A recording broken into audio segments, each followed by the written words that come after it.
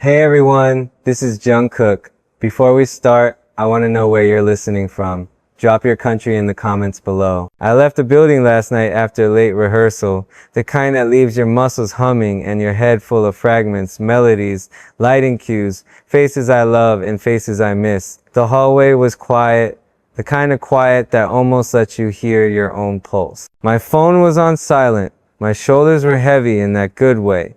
The way that says you worked with your whole heart. Outside, the air was damp, a thin mist clinging to the windshield of the van. The city was pretending to sleep. And then a voice came from behind me, fast, excited, familiar in the way excitement is always familiar. Jungkook, wait, just 1 second. I have to ask you something. I turned. A guy in his 20s was jogging closer, phone already raised like a tiny stage light.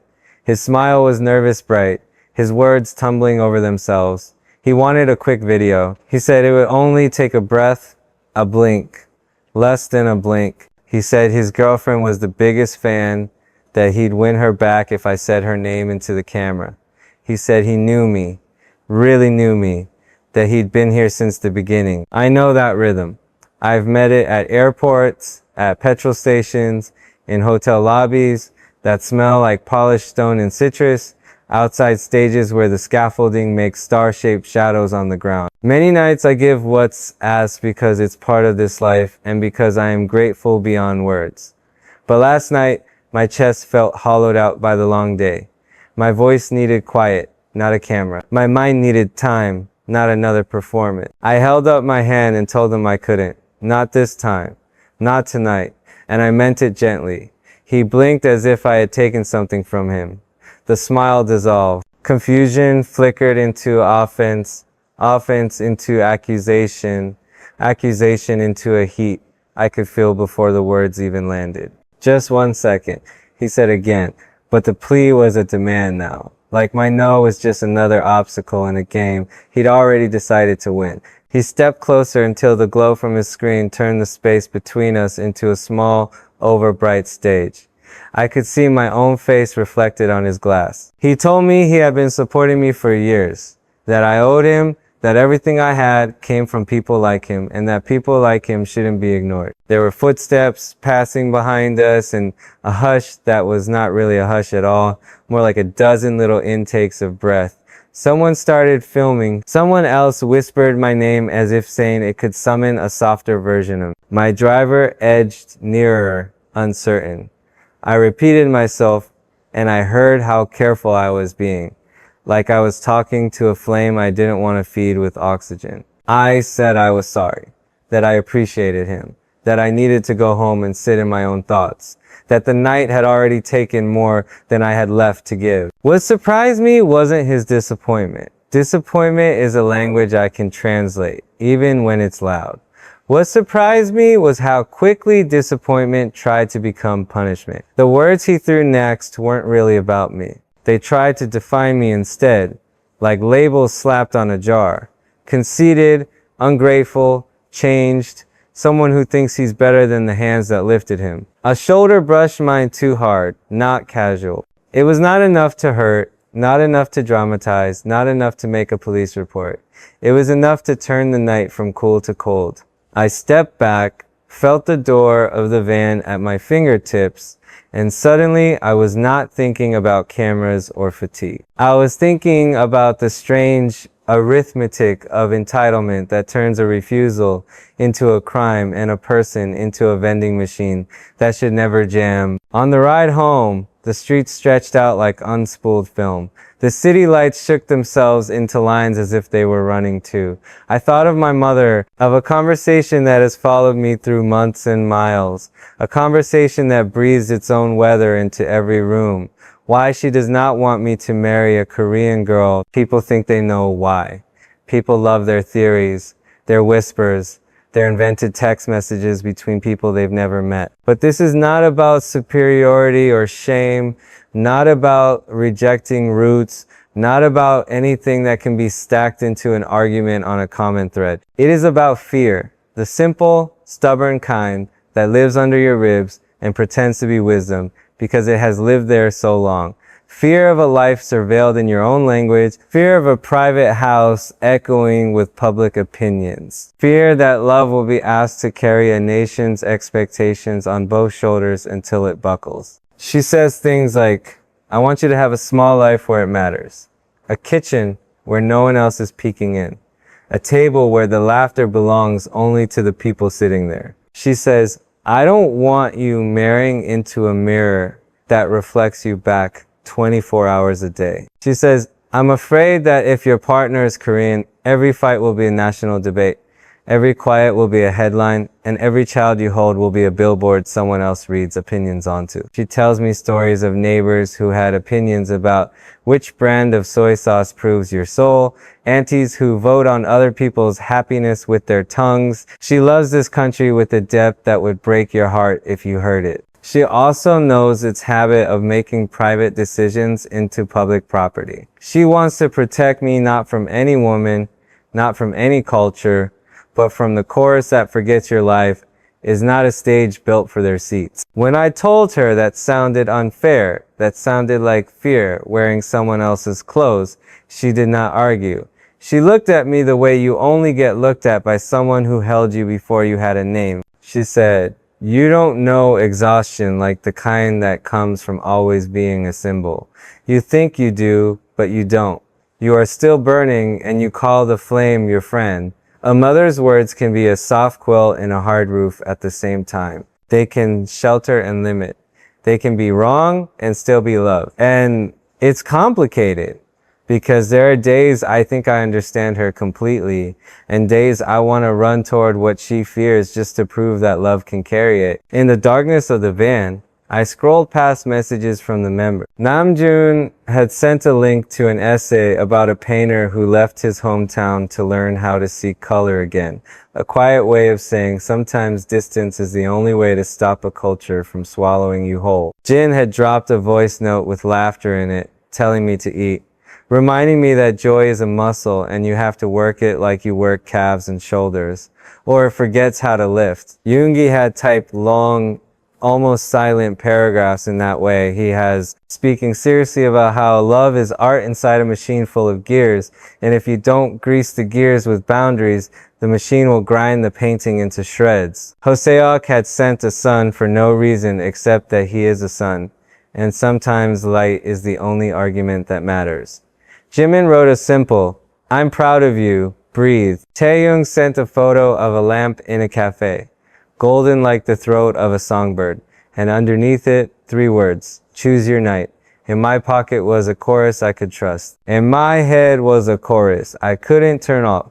Strangers, demands, timelines that think I owe them my future. The question that sat in my chest wasn't new, just newly sharp.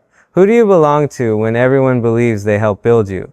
Fans talk about support like it's a currency, and I understand why. Their love has given me stages that feel like galaxies, mic stands that could be flagpoles planted on new planets, rooms that tremble because hearts are drumming the same beat. But support is not a contract that includes the keys to my house. Support that demands my life to pay interest will bankrupt both of us. I felt the shape of that thought last night outside the building, when the phone lifted like a judge's gavel, when the word no was treated like an insult rather than a complete sentence. The more I let the night replay, the clearer it became that my mother's fear and that stranger's demand were 2 doors into the same room, one labeled protect, the other labeled possess, each convinced it knows what love should look like, each asking me to be less of a person and more of a symbol they can carry around. I imagine the headlines written by people who are not there and never will be.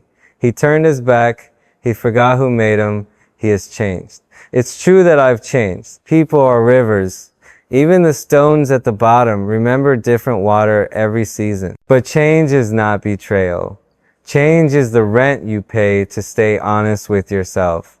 When you do this long enough, you realize that identity has to be anchored to something more stable than applause. The members and I have stood in rooms where the cheers were tsunamis.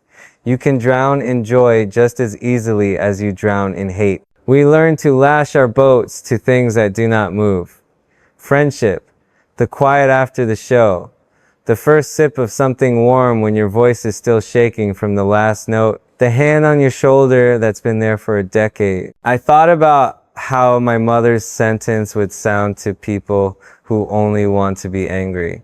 She doesn't want her son to marry a Korean girl. They will shape it into a weapon because weapons make bigger noises than questions do. But the truth won't fit in a weapon. The truth is tired and tender and too long for a headline.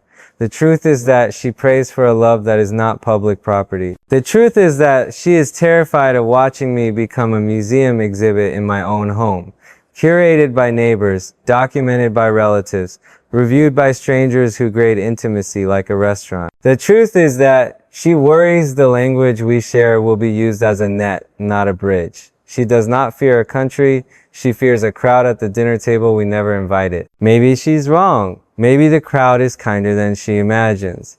Maybe the right woman, Korean, not Korean. Those are directions on a map. Not the map itself will build a door the crowd cannot fit through. Maybe boundaries will be blessed and not resented. Maybe our kitchen will be quiet because we deserve it to be. I hold these maybes like matches in my pocket, careful not to let them strike against each other when I walk.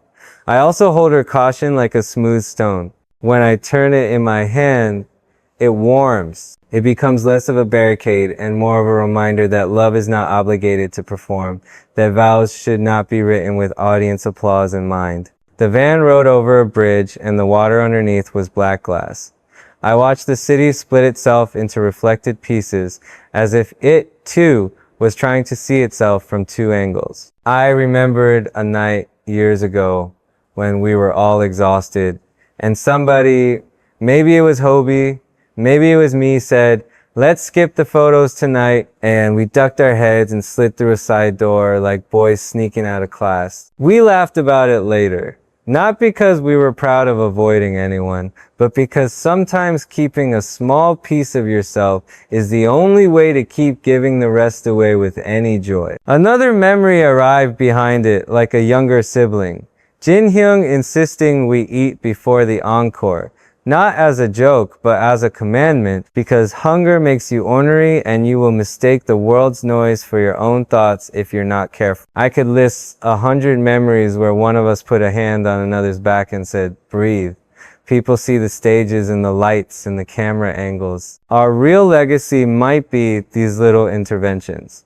The art of saving each other from the machine by reminding each other we are still men. I want to say this carefully because careful is how you hold things that matter. I do not owe anyone my future. I don't owe anyone a wife chosen to satisfy a story already written about me. I don't owe anyone a wedding that proves a theory. I owe the people I love my whole attention and my honest heart. I owe the boys who became my brothers, the version of me that doesn't burn out in front of them. I owe myself mornings where the only chorus is the kettle in the wind. A home where laughter is not a public performance. A marriage that answers to two people and two families, not to a million strangers with a million tiny gavels in their pockets. If you're listening and you feel anger rise because you think you invested in a life and deserve dividends, please listen a little longer. Support is love you set loose, not a leash you hold. Support that keeps a ledger will eventually present a bill that a human being cannot pay. If you're listening and you feel protective of me in the way my mother does, I understand you too. Protection is another word for fear with a softer jacket. It wants to keep me safe by keeping me small. But love is not a museum rope. Love is space and shelter. It is a key, not a lock. What happened outside that building last night was not an extraordinary event. It was ordinary, which is why it matters. Ordinary in the way people take the story you are writing and try to pencil in their own ending. Ordinary in the way a no can be treated like blasphemy. Ordinary in the way your body learns to tense even in familiar places because you have become a symbol and symbols belong to crowds. I am trying to relearn the art of being a person first. It is an art, not a reaction. It needs practice. It needs nights where I do not perform for anyone. It needs conversations with my mother that last longer than comfort, with my brothers that include laughter and silence. with myself that do not end with me trying to win an argument against all the voices in my phone. At a red light, I saw a reflection in the van side window. The city looked like a string of beads pulled tight across the sky. I thought of a kitchen I haven't lived in yet, a table scattered with cups that don't match, a morning where I am barefoot and unknown. I thought of a woman whose laughter doesn't need a translation, whether her passport matches mine or not. I thought of my mother, hands around a warm bowl, trying to decide if her fear is something she can set down. I thought of the members, still awake somewhere, soldering their quiet into the night so mine will hold. And I realized the only promise I can make responsibly is this. I will not let the crowd choose my boundaries. I will not let fear dress up as love and tell me which door to open. I will build a life that can breathe. Not because I owe it to anyone watching, but because a breath you take for yourself is the first breath you can exhale over the people you love. When the light turned green, we moved. The van whispered. The city unfolded and then folded again, like a letter being opened and refolded along the same creases. My phone buzzed with another message and then another. I let it buzz. There will be time to answer. There will be time to sing. There will be time to stand in rooms that want a piece of me and to give what I can without giving myself away. And when a night like this tries to tell me who I am by using my face as a mirror for someone else's need, I will remember a simple sentence that doesn't ask permission to exist. I will let it stand in the doorway like a friend who knows when to take your keys and drive you home. I will say it and mean it and say it again when the echo pretends it is not enough. No is complete, boundaries are not cruelty, love is not debt, and the future I am building will be chosen by the heart that has to live inside it, not by the noise outside my door. Morning came as a slow hush more than a sound. The kind of light that sneaks in sideways and makes the room look like it's remembering something. I woke with the shape of last night still pressed into my thoughts, as if the city had placed a stamp on me and asked me to carry its postmark around. The first thing I did was breathe and listen to the quiet like it was a teacher.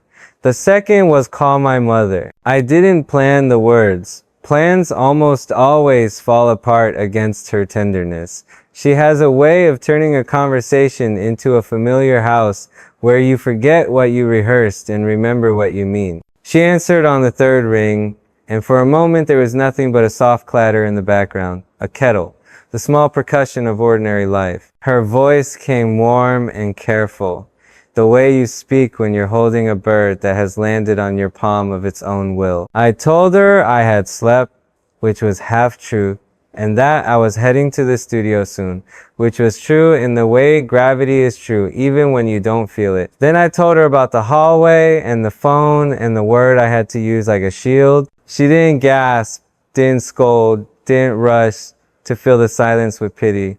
She just breathed with me until the quiet settled like dust in sunlight. She said, sometimes the world wants to borrow your life and forget to return it. Make sure you keep the receipt. I thought of receipts and ledgers and the invisible accounting everyone carries around. It's there when people say I supported you, as if love is something you can tabulate to the cent. It's there when my own heart keeps track of all the yeses it has signed like it was writing cashier's checks against a balance it refuses to look at. I wanted to ask her, again, why she says what she says about who I should marry, but I knew what the answer would be, because it isn't a neatly framed opinion. It's a braid of stories she lived, stitches from neighbors' mouths, quiet humiliations in the grocery aisle, the way some people look at someone with a familiar face and think familiarity gives them keys to your private drawers. She believes distance can soften the hands that reach for you uninvited. She believes love deserves a room that doesn't echo. I don't agree with the border she draws around a nationality like it's a fence that will keep wolves out forever, but I understand the impulse that put the fence there. When you've watched your child become a lighthouse, you worry every ship will think it owns the shore. On the drive, the streets felt slightly brighter than they should have, as if the city had turned the contrast up just enough to show where the frame is. I kept tracing the line that runs between care and control. It's a narrow road, and it bends. I know my mother's love lives on the care side, even when fear makes it step 1 foot over. I know strangers who claim me from a distance live on the control side, even when they paint their demands in the colors of admiration. I kept turning the questions over like stones in my pocket. Where do I place loyalty when my life is a communal song and a private whisper at the same time? Where do I store gratitude so it doesn't ferment into obligation? Where do I leave the parts of me that have been spoken for by people I've never met? The studio greeted me with the soft thud of bass through a wall and the faint citrus of cleaner. There's a certain sanctity in rooms that have been trained by repetition to hold you exactly as you are. I walked a long corridor, each door a little calendar page torn from some shared year. In a practice room, Namjoon was already there with a notebook that looked like a garden and eyes that looked like morning after rain. He didn't ask what happened because he already knew the outline.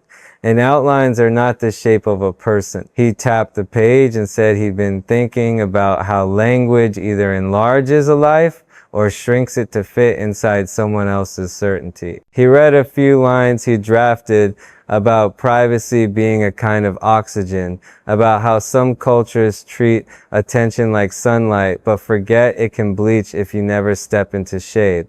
He asked me where my shade was. I said lately it's a moving target. He smiled like he does when he's filing something under future use and said, moving targets can still be aimed at if you build enough patience into your arm. Yoongi joined later, headphones around his neck, like a second thought he was saving for later. He sat without taking up more space than necessary and somehow also filled the room with the idea that we were going to be okay, because he had a plan for the melody, and melodies save you even when words fail. He said in that slow, certain way that belongs to people who have spent nights being honest with themselves, that boundaries are percussion, the beat, everything else hangs on, and if you try to erase them, the whole song smears. He told me that whoever I love, whatever kitchen I end up in, the beat has to stay. If the world can't dance to it, the world can leave the room. He wasn't dismissive of anyone. He was loyal to the beat. And today, the beat was my right to leave a question unanswered, a door unopened, a part of myself unperformed. He ran a hand over the controls and built a scaffold of sound that felt like a railing on a high balcony. I leaned on it and didn't fall. Jin arrived in his particular weather of ease and insistence. He made food appear the way magicians make doves appear, with palms that know gratitude is a practice, not a mood. He fed us because a satisfied body is stronger against other people's hungers. He told a joke that landed where he wanted it to. Then he looked at me like the punchline was not the point and said, the bravest thing you'll ever do might be telling the people who love you that you'll choose your wife without the world's help. He didn't say mother or fans or country as enemies. He said the world as a shortcut for every voice that grants itself authority it was never given. He said a thing that sounded like it should be embroidered on the inside of a jacket. Any love worth building can withstand the silence of strangers. I tucked it away where I keep lines I will need when the air thins. Hoseok came in like an open window, and the room remembered it had air. He asked for the track, and when the beat hit, his body answered in complete sentences. There's a sermon in the way he moves that needs no translation. It says, joy is not naive. Joy is a decision you keep making even when your phone wants to write your story for you. He mapped space with his hands the way a conductor draws invisible architecture. He taught me again what last night tried to make me forget. That movement can reset a day, that sweat can wash a thought clean, that you are not trapped in the version of yourself someone demanded outside a doorway. He looked at me over his shoulder as if to check whether I was keeping up with the light, and I nodded. Because light doesn't wait when it's teaching you how to stand where you choose. Jimin leaned against the frame like a comma, perfectly placed to let a breath in. He listens at a level that can make your heartbeat feel heard. He didn't impress for details. He gave me a sentence to stand on. I'm with you even when you're alone by choice. Some friendships know exactly where your solitude ends and your isolation begins. He knows I need the first and fear the second. He reminded me that public love and private love don't have to be enemies as long as you curate their guest list. He said something I didn't know I needed till the relief showed up like a coat over my shoulders. It's not your job to make your boundaries lovable. It's your job to make them true. Taehyung arrived with a camera that doesn't perform. The kind that wants to steal nothing and remember everything. He cued a song that draped itself across the afternoon like velvet and said we should go for a walk later, somewhere the city forgets to be loud. He has a way of turning hours into galleries and you into a frame that honors itself. He doesn't chase photographs, he invites them. He told me about a cafe he found where the light in late afternoon behaves as if it knows who it's touching. He said, maybe all we need is to be seen by light that has no opinion. I laughed because it sounded like a poem, and also because lately I've been tired of being seen by eyes that arrive with verdicts tucked in their corners. We practice. The body is a more honest diary than your phone could ever be. It will tell you exactly where you've been holding tension and which parts of a story got stuck under your skin. We sang, the air changed. Singing is a negotiation between breath and bone. The agreements you strike there echo into the rest of your life. While the notes threaded the room, I thought of a woman I haven't met yet.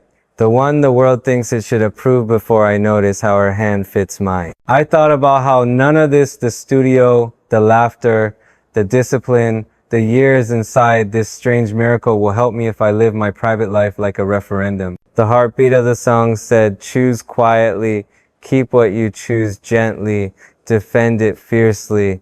It sounded like a sermon you could dance to. Later, when the sun began to tilt into its gold hour, I slipped outside with Taehyung. The city had softened at the edges, as if it, too, was ready to be kinder. We walked without naming the streets, because names don't matter when you're learning how to let your feet decide. He took a picture of a cat sleeping on a stoop, as if guardianship could look that peaceful. He pointed at a window where a plant's shadow looked like a hand waving hello to the inside. He has a gift for reminding you that details are a currency you can spend on calm.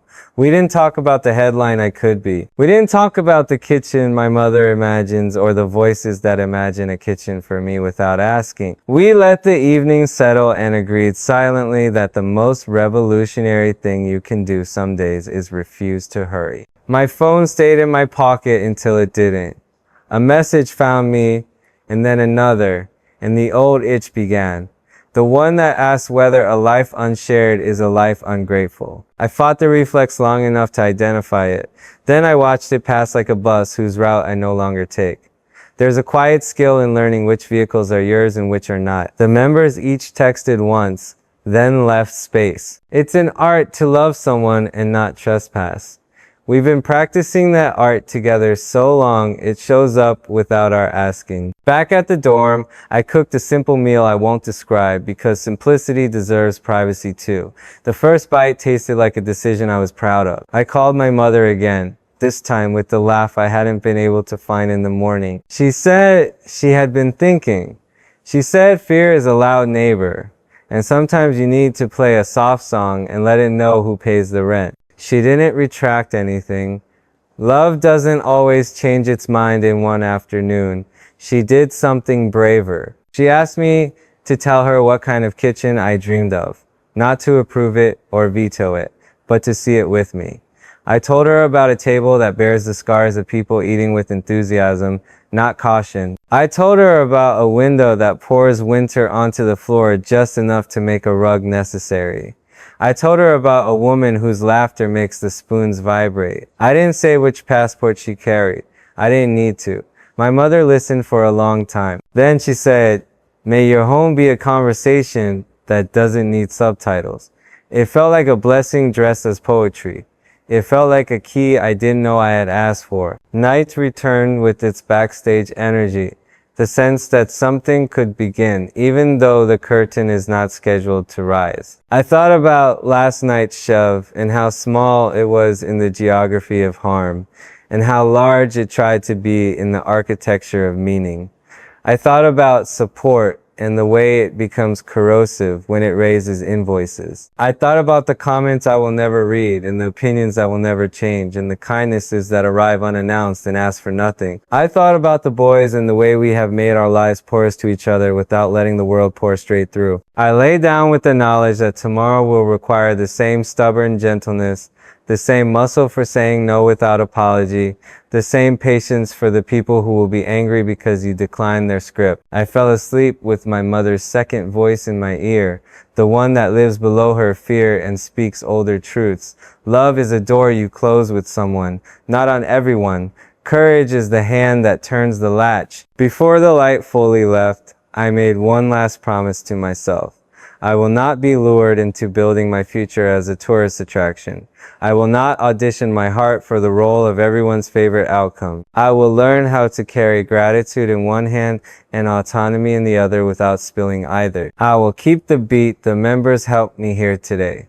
The one that says your life is not debt, your no is not cruelty, your yes belongs to the people who will live inside it with you, not to the crowd that wants to rent it by the hour. And somewhere inside all of those sentences is a calmer truth. My mother and I are both learning to trust that a choice made without the chorus in your ear has a better chance of sounding like music once it learns your name. Morning bled into afternoon without bothering to draw a line.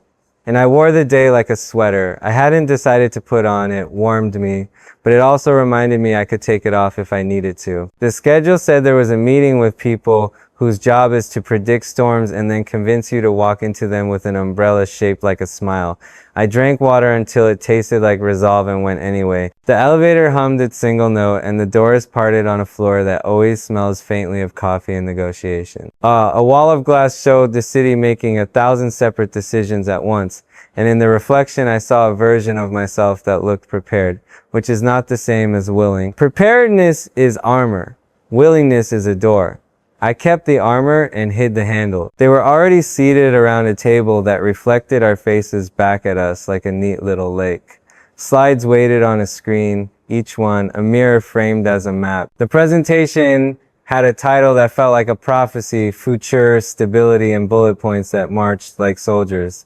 I didn't read them. I listened for the tone beneath the numbers, the one that says, "We love you, so we built you a cage with velvet bars." It was all softly spoken, the way people talk when they intend to make a change sound like a hug. They said the thing out loud that so many comments whisper. What if your partner, someday, belongs to an ecosystem that will not only magnify your private life, but monetize it, dissect it, assign it homework? What if choosing someone too close to the narratives people already use for you will drown your kitchen in every course you've ever escaped by closing a door? I know these people care, and caring is complicated when the care is attached to careers and currencies and calendars that stretch 12 months into a single breath. They showed me charts about audience sentiment tied to cultural storms, graphs where lines rose and fell with each rumor that forgot it was only a rumor. The numbers try to be neutral, but numbers never travel alone. They bring the story that collected them. The story at the table was this: choose privacy in public or prepare for a marriage that feels like a press tour. It wasn't exactly my mother's warning, but it shook hands with it like two old friends who pretend they haven't been speaking all along. I asked a question. I didn't put in the form of a question because questions make people think there's still room to alter the answer. I said, my life is not debt, and that includes the parts of it you cannot put in a trailer. A few faces flickered approval, worry, the careful math of keeping the night from being more expensive than it has to be. Someone said, we trust you. Someone else said, we'll craft supportive language. The phrase sounded like a scarf you knit so quickly it unravels while you're still wearing it. I thanked them for their work because gratitude does not forfeit sovereignty, and I left with a folder I would not open. Outside, autumn had nudged the air just enough to make the city stand straighter. I called the studio and asked if anyone was there because some rooms know how to catch you before you fall. The answer was yes, and I walked a long way on purpose. Past the park where children were negotiating the laws of turn-taking and a violinist was teaching strangers how to share silence. The music braided itself through the trees and tied a knot in the middle of my chest that felt, for once, like comfort. When I pushed open the door, the familiar low thunder of bass greeted me like a friend who doesn't need to be announced. There was the rhythm we'd been building, sitting on the speakers with its legs dangling, too cool to admit it had missed me. The others were scattered in their usual constellations, some sketching, some stretching, one chasing down a motif that had tried to escape and was now pretending it had belonged to us the whole time. Eyes met mine without interrogations. The question I feared was not there. In its place was the simple recalibration of a room that knows how to fit another heartbeat without measuring. We work because work is sometimes the most merciful prayer. There's a mercy in letting your lungs carry messages to your bones and back until they agree to proceed in the same direction. The track took shape like a skyline, harmony windows lit up floor by floor, the percussion carved alleys for the melody to run through without getting lost. Between takes, jokes lifted the ceiling just enough to let the light get in. Between laughs, I caught a glance that asked the only thing that mattered. Do you still know where your center is? I nodded, not as a performance, but as a promise I was making to myself with witnesses. Toward evening, a conversation unfolded that will stay with me the way certain scents do: roasted sesame, rain and dust, a new book opening. We talked about love without saying the word out loud, because sometimes the word attracts insects. We talked about kitchens without drawing floor plans. We talked about how for people like us, ordinary can be rarer than awards. There was a moment when the room fell quiet, the way rooms do when they agree not to interrupt the truth as it approaches. It arrived in a sentence. I didn't know I had been carrying. I don't want to build a home that has a viewing deck for strangers. Heads tilted. Something settled. Someone mentioned a night years ago when we ate convenience store food on a curb outside a venue because the world had been too loud inside and we needed to remember the taste of being unremarkable. We talked about the kind of partner who would sit on that curb and laugh like the asphalt was a couch and the streetlights were chandeliers. We agreed we don't know her name and we don't need to, because names are conclusions and we're still writing the middle. There were stories about parents who loved us fiercely, about the way that fierceness sometimes reached for the steering wheel, about how we have learned to kiss the hands that try to guide and then gently place them back in their lap. Parental love and public love, two rivers with different currents, both capable of pulling you under if you forget to swim. Messages from home arrive like birds that don't need to land to be believed. A photo of a table set for two, no context, just the promise of warmth. A short line about a new neighbor who insists on gifting fruit every week as if fruit can be gratitude's ambassador. The kind of ordinary dispatch that tells you the people who made you are still making a life that doesn't require you as it's Sunday. I cherished it like a secret and let it anchor me the way only small things can. Night collected the city piece by piece, and we stepped out to meet it. On the sidewalk, someone called my name with a soft question mark. I have learned to love. They didn't lift the camera. They said, "Thank you for last winter." I didn't know what last winter meant to them, and it didn't matter. Gratitude without an invoice felt like a blessing. They moved on before I could hand them anything back, and the space they left behind was gentle. A taxi rolled past with a couple arguing inside, the funny kind of argument that ends in shared fries and quiet apologies. The world, for a strand of minutes, forgot to demand anything of me, and I tried to memorize the texture of that forgetting. Back at the dorm, I sat with the idea that has been building itself into a pillar. Boundaries are not fences around a museum. They are the frame that lets a painting exist on a wall instead of curling up on the floor. I turned the idea over like a coin and held it to the light. On one face was my mother's cautions, which are really soft prayers wearing helmets. On the other face was the crowd's claims, which are really once dressed as rights. The edge between them was thinner than I liked. I let the coin rest and promised myself not to spend it to buy anyone's approval. I remember the stranger's hand from that other night. The way it turned an ask into a shove and tried to promote itself to a meanie. I realized what has kept needling me isn't the contact, It's the way it wanted to be a story I had to adopt. That's what so many gestures do. Love included, fear included, support included. They audition for the role of narrator.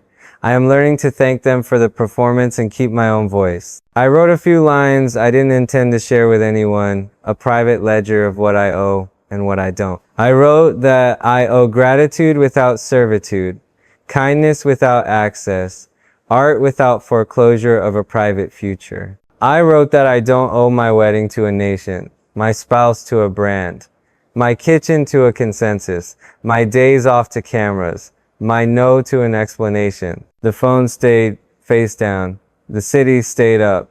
In the half dark, I thought about the woman I haven't met who will not be a thesis for anyone else's argument. I imagined her laughing at the wrong part of a joke and then explaining why it wasn't the wrong part at all. I imagined her asking nothing from the life I built except room to place her own life beside it. I imagined her telling me my mother is right sometimes and wrong sometimes and love me the same both ways, and that our job is to honor the ladder she built without dragging it into rooms that already have stairs. I imagined the two of us visiting quietly, paying attention to the texture of each other's silence, deciding together what deserves to be public and what can stay signed with our names alone. Sleep pulled at me like a tide, but I wrote one more sentence first. A vow that wasn't loud, because loud vows are usually trying to convince themselves. I wrote that I will choose a life instead of an audience, that I will choose a partner instead of a premise, that I will choose a kitchen over a concept. I wrote that if the choice makes some people angry because they mistook their front row seat for a share in the stage, then anger will have to learn how to be a spectator. I wrote that if the choice makes my mother breathe easier some days and harder on others, we will learn those breaths together. I wrote that the members will tease me when I get sentimental and hold me when I forget how to laugh, because that's what we've always done best. Turn gestures into shelters. When I finally laid down, the quiet didn't feel empty. It felt furnished. It had a table in it big enough for future plans, but not so big that strangers could join without knocking. It had a window with a view that belonged to us. It had a door with a lock we held between us like a promise. Somewhere below the window, the city kept writing its own verses. Somewhere inside my chest, the same beat from the studio tapped once, twice, 3 times, as if to ask, are we still together? I tapped back with the answer I've been practicing since the word no taught me how to carry it without apology. Yes, we are. And we will be again tomorrow and the day after, until the life we build is stronger than any story that tries to make a home in our house without asking. By the time the afternoon tilted into the kind of gold that pretends to forgive everything, the day had already asked more questions than it wanted answered. I stood by a window that held the city like a photograph that wouldn't stop moving, and I let my eyes rest on the farthest point I could find, rooflines stitched together, laundry like flags of ordinary life, a kite somebody had forgotten to reel all the way down. The phone on the table vibrated in a pattern I recognized as duty-wearing perfume. It could wait. I wanted to hold something that didn't insist on being held back. So I picked up a pen. Paper has a mercy digital spaces rarely grant. It doesn't talk back. I wrote the sentence that had been knocking all morning and pretending to be shy about it. A marriage is not a press conference. The pen hesitated the way honesty sometimes does when it realizes there's no way back to being a secret. Then it flowed as if relieved. I wrote about kitchens and windows and names not yet spoken. I wrote about how a door closes with the same sound regardless of who stands on the other side asking to be let in. I wrote the memory of last night until it felt like a bruise I could place on the page instead of carrying under my eye, and then I folded the paper in thirds as if it were a letter to my future and slid it into a book I hadn't finished. I told myself I'd find it again when I needed to be, reminded that feeling sure and being right are cousins that don't always attend the same gathering. When I finally stepped outside, the wind had cleaned the sky until it looked newly purchased. A small market lived on the corner, all color and insistence. Tangerines stacked like little suns, bundles of greens tied up with the confidence of things that grow back, a fishmonger laughing as if the day owed him a punchline and had finally paid. I bought nothing and borrowed calm from the way other people knew exactly what they came for. A child was negotiating with her mother for an extra pastry the way lawyers negotiate treaties, and the mother's refusal sounded like love wearing its most practical shoes. The refusal did not apologize. It did not become a villain. It held. Back at the building, I almost didn't notice the pair waiting near the entrance because they were trying not to be noticed, which often pulls the eye faster than spectacle. A young couple, hands threaded together the way you thread a word through a sentence you want to keep. Their faces carried the delicate bravery people wear when they've decided their courage might be enough to ask for one small thing. They saw me and didn't raise a phone. The woman spoke first, her voice the kind that knows how to sit on a porch without knocking. She said last winter a song helped her father sleep after a string of hospital nights, that they wanted to tell me this and nothing else. The man nodded with the gentle seriousness of someone who lends weight to words just by holding them. Thank you, I said, and our triangle of silence felt like a ceremony. They didn't ask for proof that we had met. They didn't attempt to convert gratitude into ownership. They left me lighter. Not all encounters are invoices. Some are receipts that say paid with grace. The elevator carried me up and I let the cable's small music replace the day's louder themes. When the doors opened, the corridor had the muffled footfall of a museum at closing time. Inside the room, the members were scattered like stars that know how to be a constellation even when they pretend to study different corners of the sky. Namjoon had acquired another book and the desk had acquired another weather of marginalia. Yoongi was coaxing a shy melody toward the middle of the room with the patience of a gardener persuading a bloom to open. Jin had made tea, he insisted, tasted like common sense. Hoseik was letting a piece of music teach his shoulders a new grammar. Jimin was leaning against a chair back, inventing a listening posture the dictionary would envy. Taehyung had found a patch of light that had clearly found him first. We didn't say hello the way people who are still uncertain say hello. We adjusted. That's what years do, if you let them. They make rooms that tilt toward equilibrium when you walk in. Namjoon offered a line he'd underlined twice. Attention is a garden that can't tell the difference between flowers and weeds until a hand decides. He didn't look at me as if to underline the underline. He looked at the wall as if the wall might nod with us. Yoongi asked me to sing a line over a pattern that felt like resilience turned into sound. You could hear the boundary in it. The clean little fence the melody bounced against and then obeyed. We worked until work became a tide, and I forgot to notice time as a sequence of minutes. Somewhere in the middle of it, I caught my reflection and saw a person who had been given the gift of being necessary to the right people and allowed to be unnecessary to the rest. That permission tasted like breath.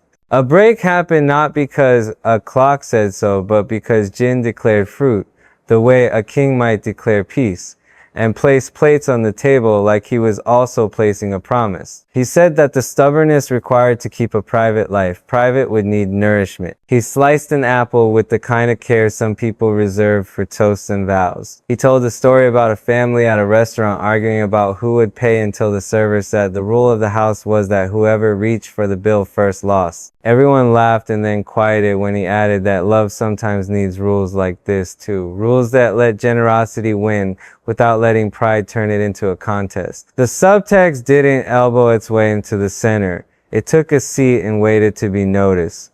I noticed. I thought of my mother's rules and the world's rules and the strange overlap between them that only dissolves when you remember whose table you're sitting at. We talked about kitchens without making it a debate, the way you talk about weather, because you're not trying to control it, but you want to be ready. Hoseok told a small story about a flight delay that turned into a dance in an empty gate, and the security staff who clapped because joy provides its own clearance. He said a home should feel like that, a place where your movement doesn't need to apologize. Jimin said the quiet you share with someone should feel like the room is holding your coat while you rest. not like it's checking your pockets. Taeyoung said there's a difference between being captured and being kept. A good love keeps, it does not capture. Namjoon wrote that down as if it had auditioned to be a lyric and gotten the part. Later, we took the song for a walk, the way you take a child, to see if the shoes fit beyond the store's carpet. The speakers filled the room and shrank it at the same time, bringing all the corners forward. The beat asked whether it could be trusted to carry the day, and the day admitted it needed carrying. We stacked harmonies until the air flinched and then relaxed into something truer. I could feel the sore place behind my eyes, where last night had tried to sit like a crown, and I felt it lift. Not every memory deserves the throne it builds for itself. After the room emptied slowly, each of us performing our little exit rituals, Yoongi double-checked that the session had saved because he knows the shape of avoidable tragedies. Namjoon rolled his pen between his fingers like a bangtan and then put it down in a way that felt like applause for the hours we'd just survived together. Jin packed leftovers as if he was tucking them into bed. Hoseok spun once in place, as if to remind the floor it had been loved. Jimin looked back at the door as if to tell it we'd be gentle when we returned.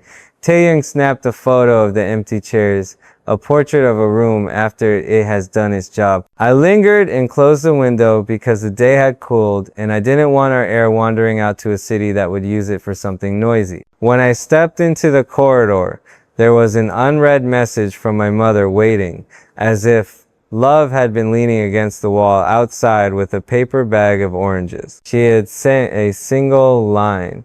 If the house you choose does not ask the neighbors for permission to laugh, I will sleep better. I reread it until it sounded like a lullaby that had decided to get a job as a boundary. I typed back that the woman I choose will laugh from the middle of a room, not from its edge, and that the door will be ours to open and close. I did not type anything about passports or provinces.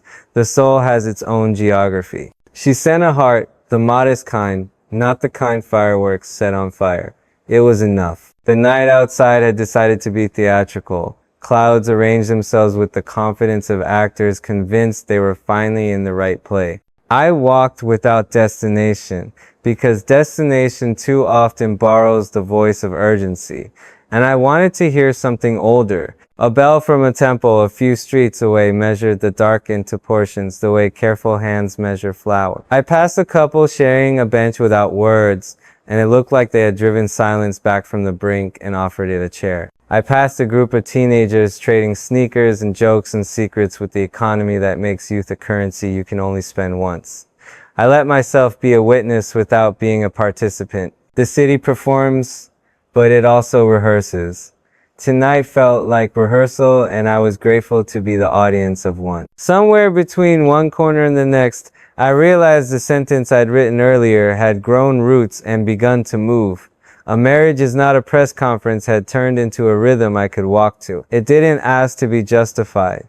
It asked to be kept. I rehearsed, keeping it the way you rehearse a difficult run, slowly at first, then with the muscle memory that makes the body brave. I imagined the day the world would try to cast itself in roles it hadn't been offered. The advisor, the critic, the meddling relative who lives inside the comments. I imagined the two of us choosing chairs where only our names were writable. I imagined explaining to a child one day that love is a house where shoes come off at the door because respect isn't something you track in over the threshold. I imagined calling my mother to tell her the laughter sounds like home and that none of it needed to be translated for the neighbors. On the way back, a drizzle began, the way goodbyes begin when no one wants to name them yet. The first drops found my face as if making sure I'd learned the city's etiquette. I let them. I don't mind being reminded that the sky owns the right to interrupt. The sidewalk shone and the neon signs turned it into a small river that kept refusing to be important. Somewhere in that gentle refusal was the lesson I'd been circling. The most important things do not audition. They stand at the edge of a room and make space by their patience alone. In my room, again, I didn't turn on all the lights. I wanted the edges to stay soft. I placed the book with the folded page on the table and thought about letters I have not yet written and vows that will not require microphones. I thought of the boy who had run toward me with a phone and a demand, and I wished him a night where someone says no to him with enough tenderness that he learns the difference between access and love. I thought of the couple at the door and the way they parted from me without taking anything I hadn't given.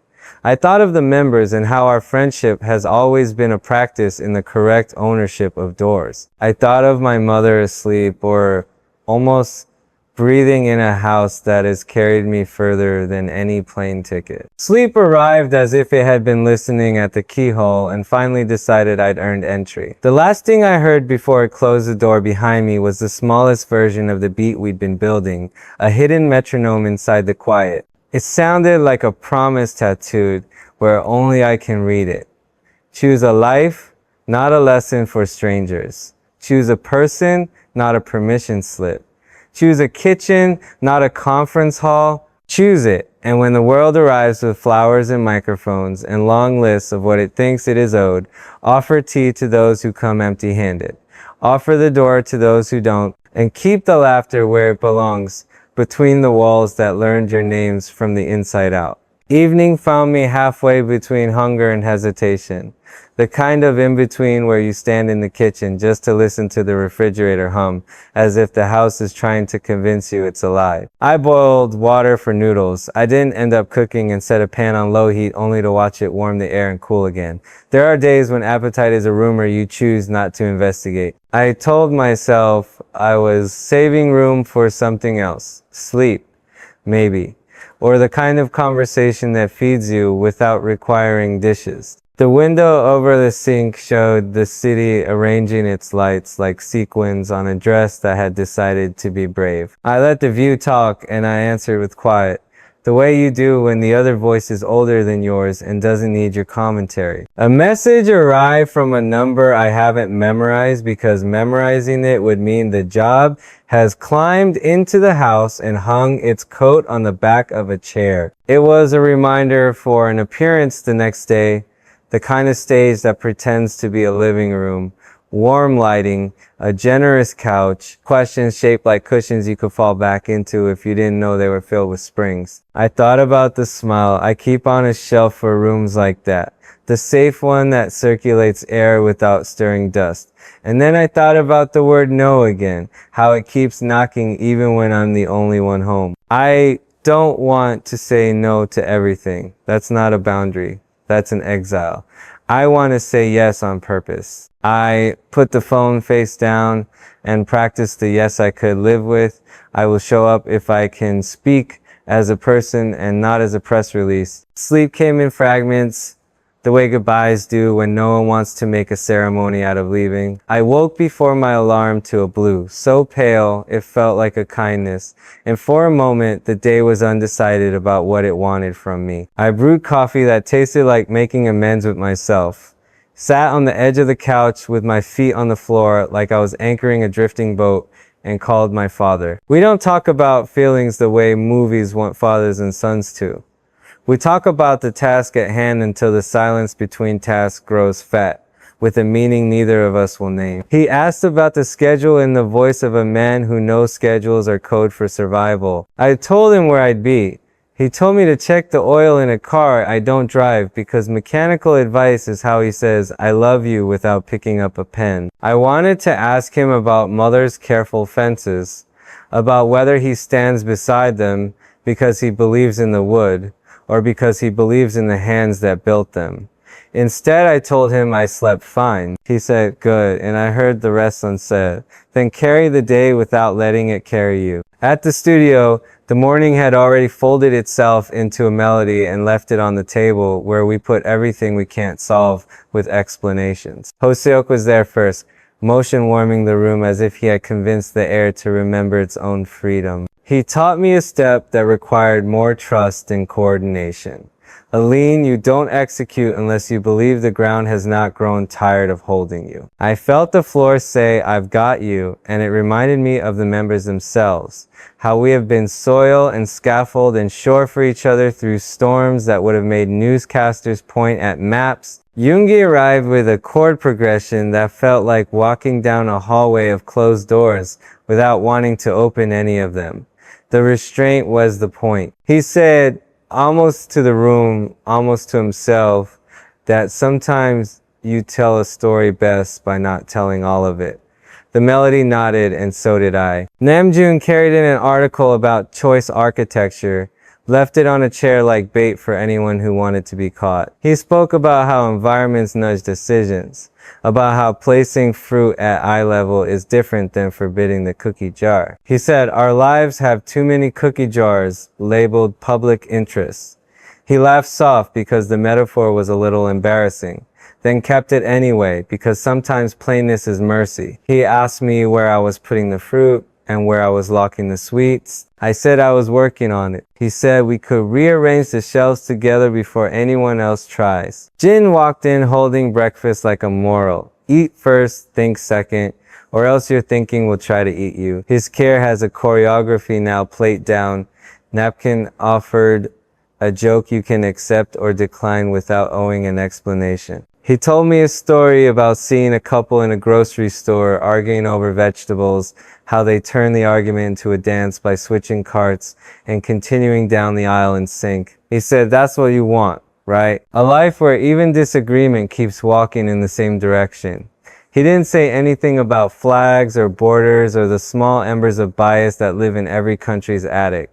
He didn't need to. Jimin arrived without fanfare, and the room noticed like a lake notices a breeze. He doesn't insert himself into your attention. He becomes the kind of silence that can hold weight. He touched my shoulder, and the touch said two things at once.